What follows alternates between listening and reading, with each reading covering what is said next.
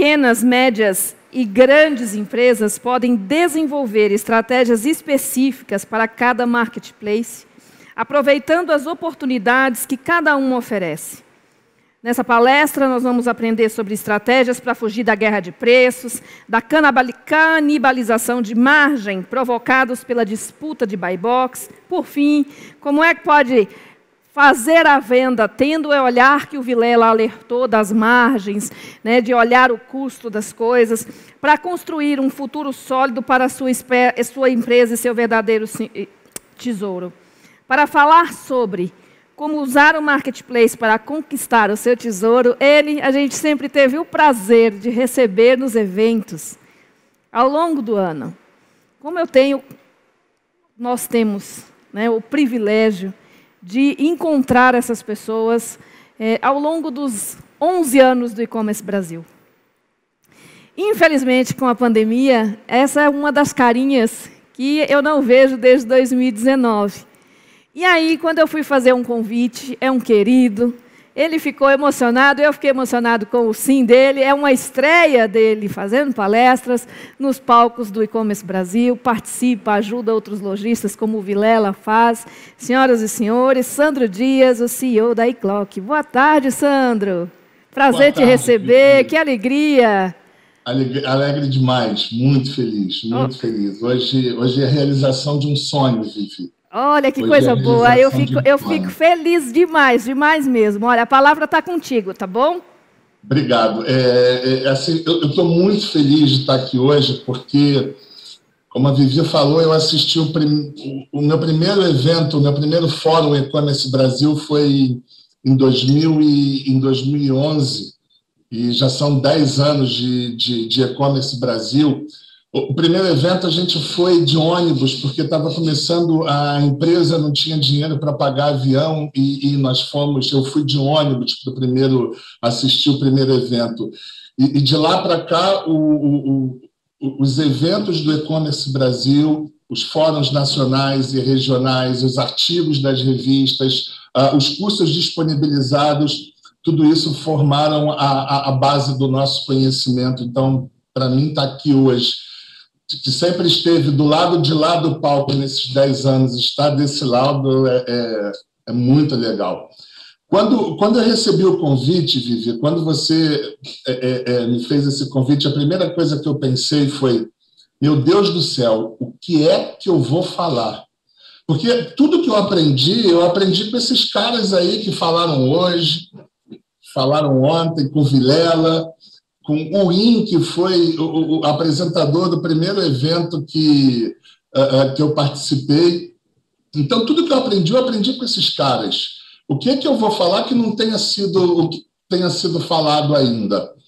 E aí, eu lembrei assim, que nesses últimos anos, especificamente nesses últimos 6 anos, esses 2 caras aqui, eles mudaram a minha vida. E uma das coisas que eles fazem é que eu conto história todo dia. E é um momento assim, tão nosso, tão pessoal, que contar história se tornou uma das coisas que eu mais gosto de fazer. E eu falei, vou contar a história da iClock, então. Acho que contar a história vai ser uma coisa, de repente, que vai ser legal. Só que eu queria focar a história nem tanto nos nossos acertos, até porque assim, a gente sabe que não existe receita de bolo. Eu queria focar essa história um pouco mais nos nossos erros. Por quê? Os nossos erros quase ninguém vê. Enquanto os nossos acertos todos os concorrentes veem e copiam, às vezes, em um dia, os nossos acertos ninguém vê. E são essas decisões, essas escolhas erradas que nós tomamos no dia a dia e as consequências dessas escolhas que formam a base de nosso conhecimento, que a gente nunca contou para ninguém, vamos contar hoje. E se essa história ela servir como alerta para que outras empresas, no momento que tenham que tomar as mesmas escolhas que nós tivemos, sigam o caminho, ou fiquem pelo menos mais atentas àquilo que já aconteceu com a gente, se servir de alerta para ajudar alguém, eu acho que a missão hoje aqui ela está cumprida. Então, a nossa história, como eu falei, começou em 2010, quando a gente começou a sonhar, começou a acreditar que o e-commerce era um local que nós poderíamos, com muito trabalho e democraticamente, construir o nosso tesouro, construir um negócio sólido. Foram duas pessoas que começaram, que nunca haviam comprado um parafuso pela internet, não sabiam o que era HTML, não sabiam o que era CSS, muito menos plataforma. Google Analytics era um termo alienígena, conversão, então nem pensar. E passamos por todas as fases que as pessoas passam quando estão começando no e-commerce e não têm conhecimento sobre o segmento. Desculpe. Nós perdemos muito do pouco dinheiro que tínhamos para começar o negócio, escolhendo fornecedores errados, que não entregaram aquilo que prometeram. Levamos 1 ano para lançar a loja. E em 2011, em outubro de 2011, nós lançamos uma coisa assim, parecida com uma loja virtual e começamos a trabalhar. Enfrentamos o mesmo problema que muita gente enfrenta quando inicia um canal próprio. Começar o dia sem nenhum pedido, terminar o dia sem nenhum pedido. Tivemos dia de chegar pela manhã, ter um pedido que eu pegava, embrulhava, eu mesmo fazia, eu colocava num parapeito que tinha do lado da minha mesa e a gente ficava ali trabalhando e olhando a tela o dia inteiro, esperando entrar o segundo, o terceiro, o quarto pedido. E nos dias que nós conseguíamos levar 5 para o correio, era felicidade plena, meta batida. Passamos por essa fase. 2012 foi um ano de crescimento, um ano de aprendizado. Em 2013, nós já estávamos equilibrados. E aí a gente recebeu um sinal, falou assim, acho que a coisa agora está começando a melhorar. A gente entregava nessa época 30, 40 pedidos por dia, e fomos levar para a agência do Correio, que normalmente a gente levava uma agência própria dos Correios que ficava próximo ao nosso escritório, quando um dos responsáveis pela agência nos chamou e falou que nosso movimento tinha aumentado muito, que a gente estava atrapalhando o fluxo de trabalho da agência e gentilmente nos convidou a procurar uma outra agência para a gente trabalhar. Então, esse dia a gente falou, opa, estamos crescendo, estamos melhorando. E continuamos nesse processo. Em 2016, ainda só com canal próprio, nós já estávamos atingindo uma média de faturamento de R$400 mil por mês e começamos a ouvir sobre marketplace. Lá em 2010, quando a gente começou, só tinha o Mercado Livre, mas era muito C2C, e os processos ainda não eram bem estabelecidos como é hoje. Em 2016, realmente, que a gente começou a ouvir com um pouco mais de frequência sobre marketplace no nosso segmento de relógios. Então, nós começamos com a B2W, fomos a segunda loja de relógios a participar no marketplace da B2W. 3 meses depois, nós fomos a primeira loja convidada como loja de relógios oficial no Mercado Livre. Fomos também uma das primeiras lojas oficiais do Mercado Livre. E foi muito, muito interessante, porque no primeiro mês, só com B2W, a gente vendia 400 mil no canal próprio. No primeiro mês, com B2W, a gente vendeu 150 mil. Com 3 meses, nós dobramos o faturamento. A gente estava vendendo 800 mil. Então, imagina o susto que foi. A gente falou assim, achei a mina de ouro. Esse tal de marketplace é a mina de ouro.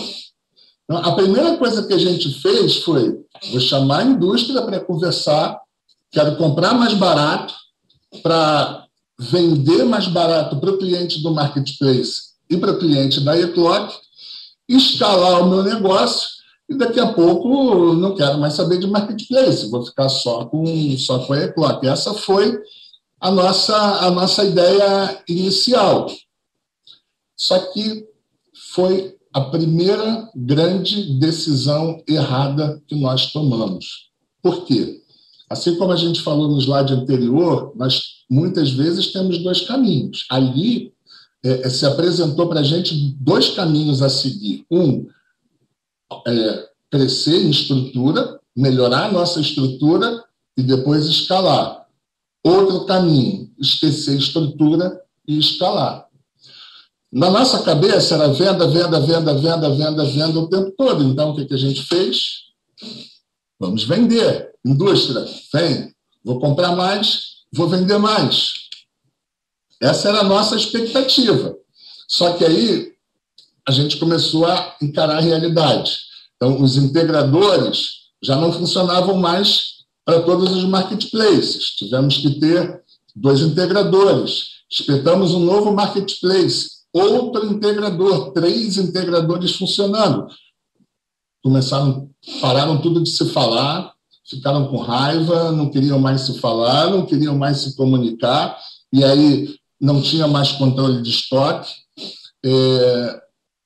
A gente vendia o que não tinha para entregar, tivemos perda de reputação, nossa reputação despencou, e a gente está falando em uma reputação que despencou, tendo chamado a indústria para comprar, para vender, e a gente ter comprado mais. Nosso atendimento ficou extremamente sobrecarregado.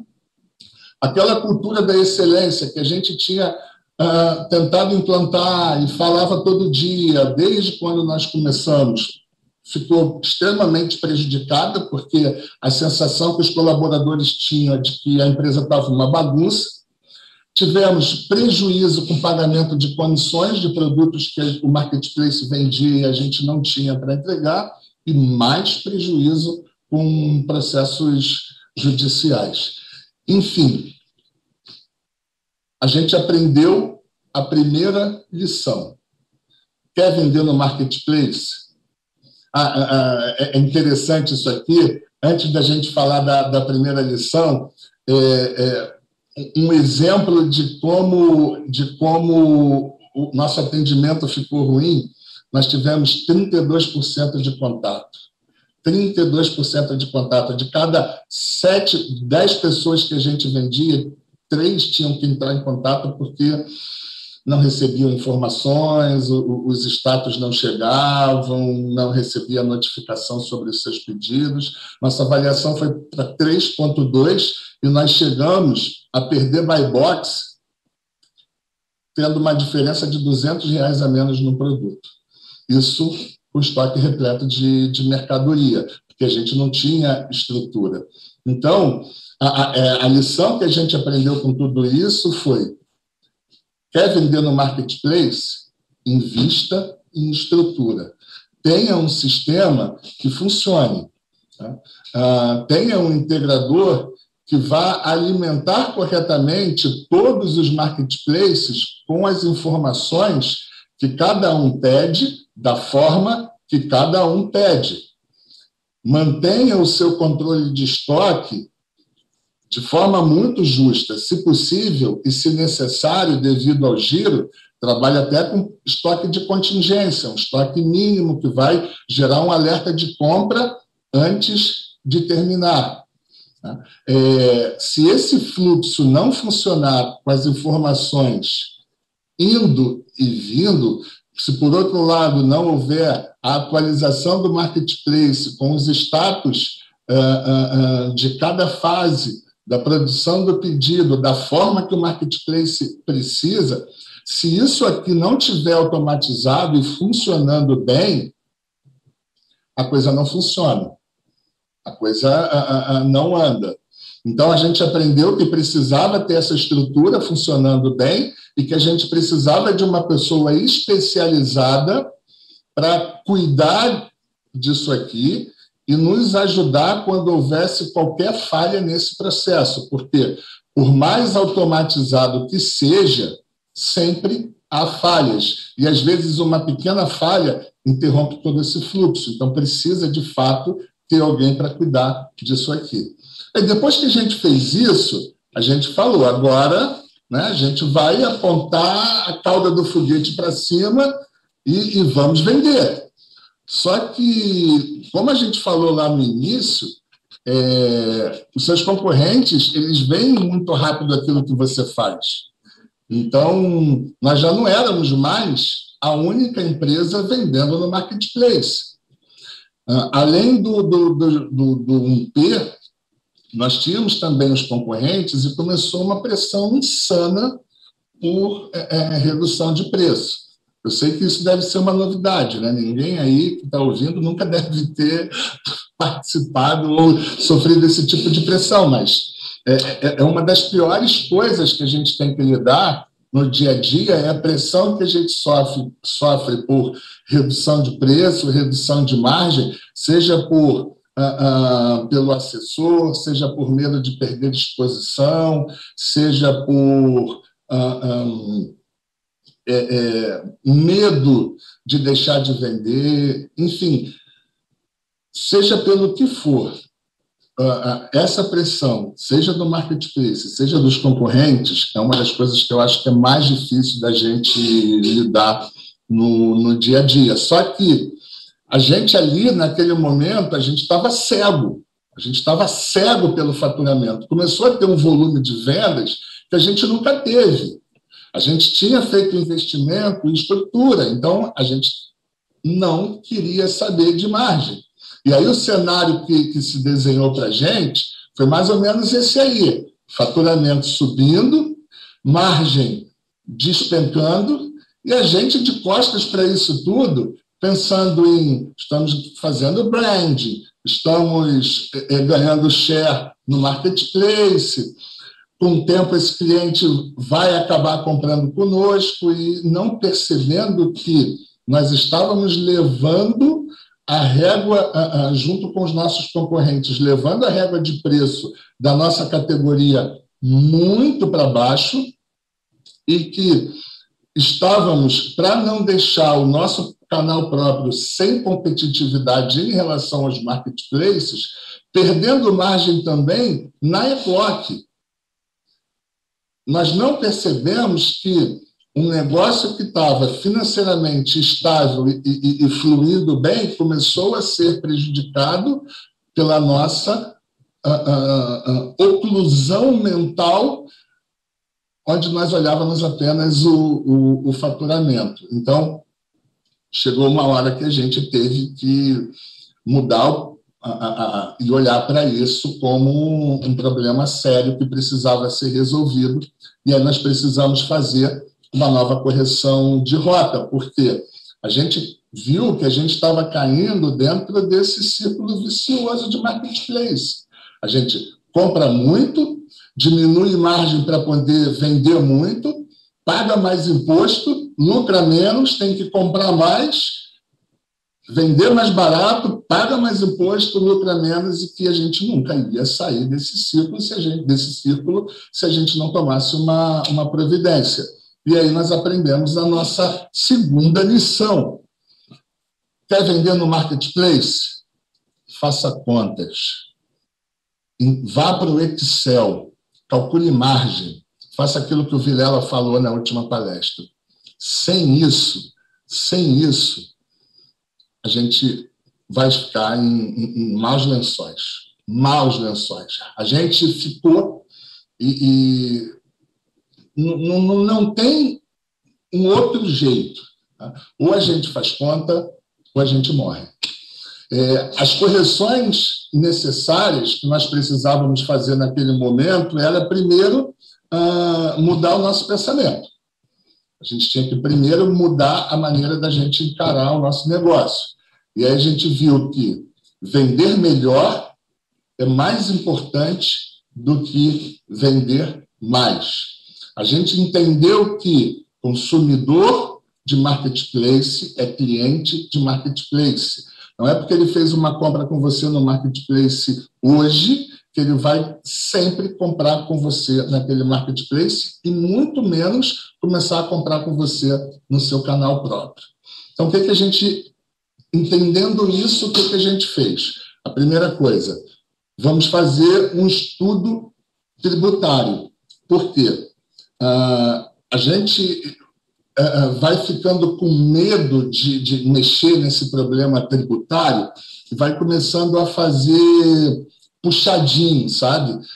Abre uma empresa, abre outra empresa, começa outra empresa, e aí, cada vez que você começa uma empresa nova, uma nova conta, enfim, você vai criando puxadinho. Não funciona. Não funciona.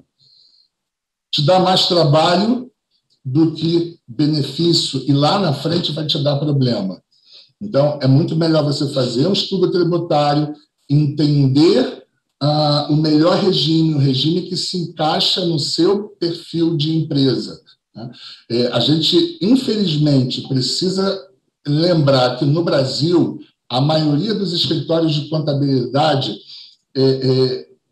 o objetivo deles é ter menos trabalho, infelizmente. Infelizmente, essa é a verdade, eu já vi isso até em consultorias que eu prestei. Tá?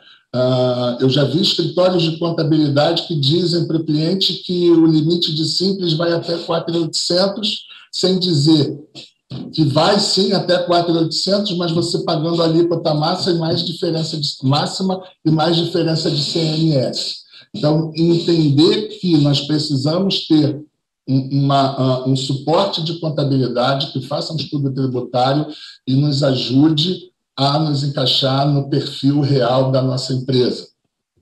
Contratamos uma consultoria especializada em marketplace para nos ajudar a entender o perfil de cada marketplace. Entender que existem marketplaces que trabalham com buy box e que nos produtos de maior relevância, onde há buy box, para nós não era interessante, não era a estratégia ideal entrar em guerra de preços por buy box, que valeria mais a pena a gente trabalhar em cauda longa. Entender que no marketplace, na nossa categoria, que ainda não existe buy box, que relevância é o mais importante, como nós poderíamos otimizar os nossos anúncios para ganhar relevância. E a gente diariamente faz isso, diariamente acompanha a relevância dos nossos anúncios. Então, entender isso, saber lidar com o gestor da conta, conseguir dar conta das demandas necessárias que uma relação com o marketplace exige, lidar com a troca constante de assessores e de equipes que trabalham na categoria. E aqui, se você me permitir, eu gostaria de abrir um parênteses.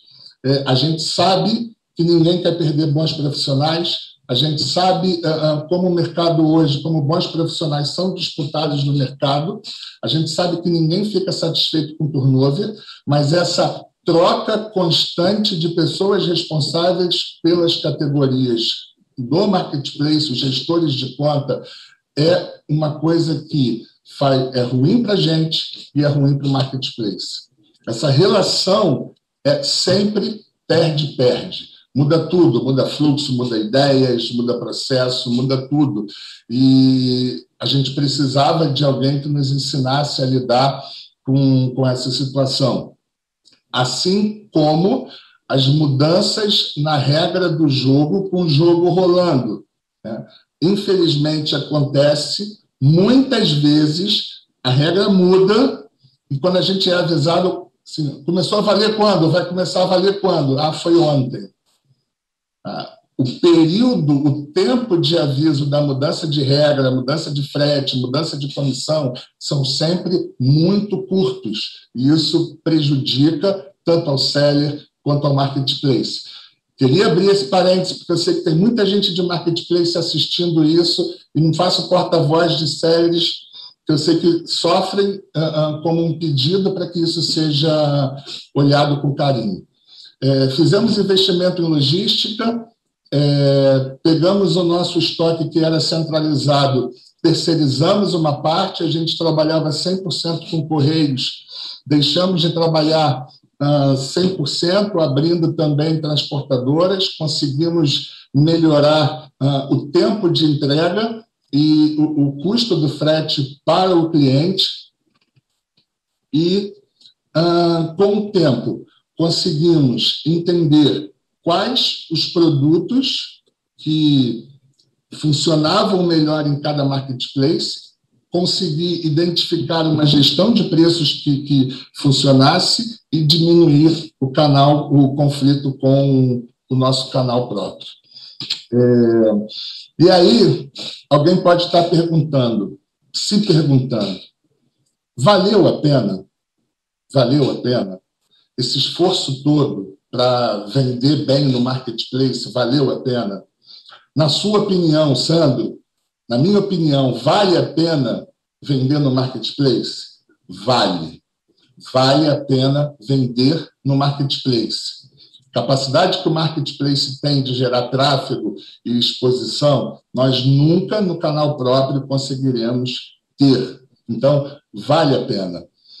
Desde que nós tenhamos tecnologia, desde que nós estejamos estruturados, desde que nós tenhamos estratégias claras com KPIs estabelecidos, que nos ajudem a identificar rapidamente os problemas e que nós tenhamos pessoas preparadas para lidar com esses problemas. Se nós tivermos isso, sem dúvida, vale muito a pena vender no marketplace. Porém, o seu tesouro não está no marketplace. As empresas que têm a maior parte do seu faturamento ligadas ao marketplace, e pior, as empresas que vivem 100% dependentes de marketplace, num futuro muito próximo, estarão numa situação muito vulnerável. O seu futuro está em criar o seu canal próprio. Invista no seu canal próprio. Crie a sua marca própria. Invista em branding. Crie relacionamentos duradouros com os seus clientes. Esse é o verdadeiro tesouro que nós podemos conquistar. É fácil? Não, gente. Não é fácil. Não é fácil. Se fosse fácil, todo mundo faria. Mas é possível. O mercado está cheio de cases de empresas que conseguem ter o seu canal próprio e serem muito bem-sucedidas nisso. Nós, por exemplo, na eClock, nós, hoje, falando em SEO e competindo com os 4 principais marketplaces do Brasil, nós conseguimos ter mais tráfego orgânico do que eles. E essa batalha a gente vem travando já há 1 ano, a gente não conseguiu isso hoje. Veja que nesse gráfico como é interessante, porque quando muda o algoritmo do Google, a gente tem um tempo maior para responder a essa mudança, porque, de fato, nós temos uma estrutura bem menor do que a deles, mas nós temos sempre nos mantido na primeira posição nas principais palavras-chave e com a maior visibilidade e o maior tráfego na busca orgânica das palavras, das principais 200 palavras do nosso negócio. Já fizemos várias ações online, offline. Fizemos, por exemplo, uma ação onde nós conseguimos colocar o nome da eClock em todo o sistema de placa de LEDs de um jogo do Brasil, da seleção brasileira em Portugal, contra a seleção do Panamá, se eu não me engano. Já fizemos merchandising, já fizemos parceria com macro-influencers, micro-influencers, e, enfim, ganhamos 4 prêmios da revista Época. Na verdade, fomos indicados 4 vezes para a revista finalistas do Prêmio Época. Aqui teve um errinho, mas nós fomos indicados em 2015, 2016, 2015, 2017, 2018 e 2019. Então, o exemplo da Ecloc mostra que é possível, que dá para a gente chegar lá.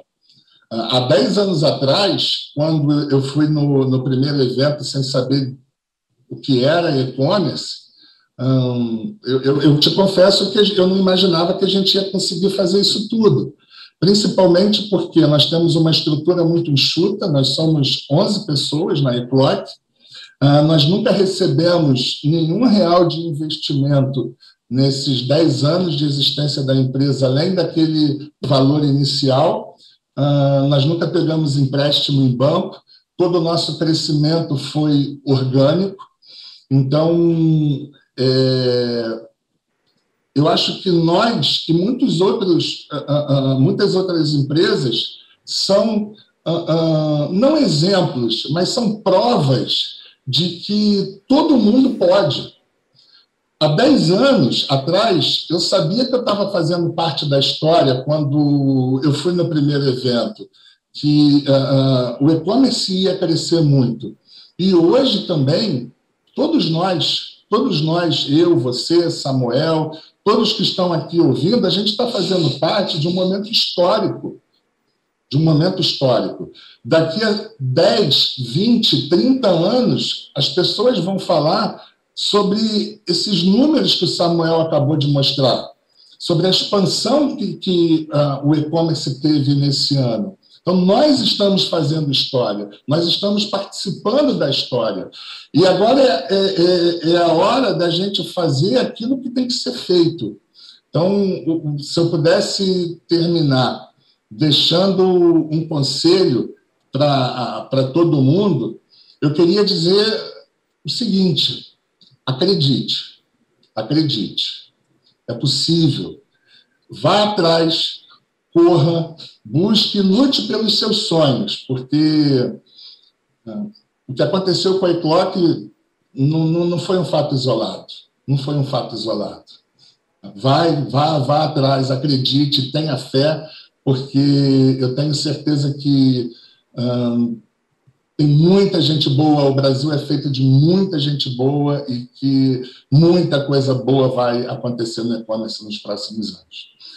Gente, é isso. Eu queria agradecer a participação de todos. Não sei como foi o meu tempo, mas foi realmente um privilégio estar aqui com vocês. Muito, muito, muito obrigado mesmo. Essa é a minha história. Obrigada, Sandro. Obrigada. Olha, eu tenho aqui algumas perguntas, mas eu vou te pedir para depois você dar uma passadinha lá no chat, mas eu vou te fazer uma aqui, que é justamente do Vilela, que está te dando audiência, e tem o Mauro, tem o Felipe Souto, tem uma listinha aqui de perguntas, mas vamos lá. E sou mestre, hein, Vivi? Sou mestre. Olha só, Sandro, olha só, Sandro, a indústria virou sua concorrente? Como é que você está lidando com esse cenário? E completando isso, com a do Mauro, os marketplaces trataram a Ecloc como cliente ou era mais um player aí ao longo dos anos e com essa evolução isso foi mudando a forma como eles se relacionavam com você? Perguntas espetaculares. Quando a gente começou, a gente enxergou a indústria, sim, como um forte concorrente. Quando as indústrias começaram a investir no canal digital. Tivemos situações com a indústria que a gente não concordou em termos de margem, de precificação de produtos de linha. Algumas vezes a indústria, sim, se perdeu na marcação dos seus produtos, se perdeu na estratégia para o e-commerce, isso falando do meu segmento, mas eu acho que o mais importante é que houve correção de rota. Hoje, as indústrias de relógios estão muito mais preocupadas em divulgar o conceito dos seus produtos, fazer uma ação como a indústria realmente deve fazer. Ontem, se eu não me engano, eu esqueci o nome dele, o rapaz da Mideia que falou. O Érico. O Érico, isso. Espetacular a palestra dele, principalmente essa parte sobre a questão do posicionamento da indústria. Hoje, no meu segmento, isso já não é um problema, mas aconteceu. E a segunda pergunta era sobre o tratamento do marketplace. Isso, com a iClock, ao longo dos anos, se era mais um e depois foi melhorando ao longo dos anos. Aí depende muito de quem é o gestor da conta.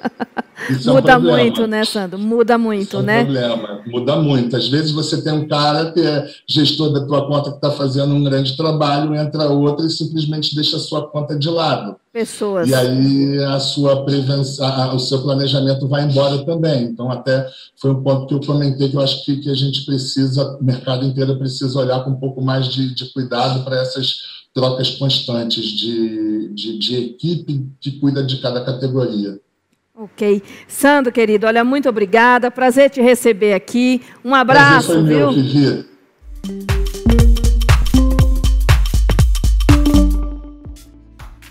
E aí, gostou do vídeo? Então não deixe de curtir e compartilhar. Aqui do lado tem 2 sugestões que você pode gostar. Até a próxima!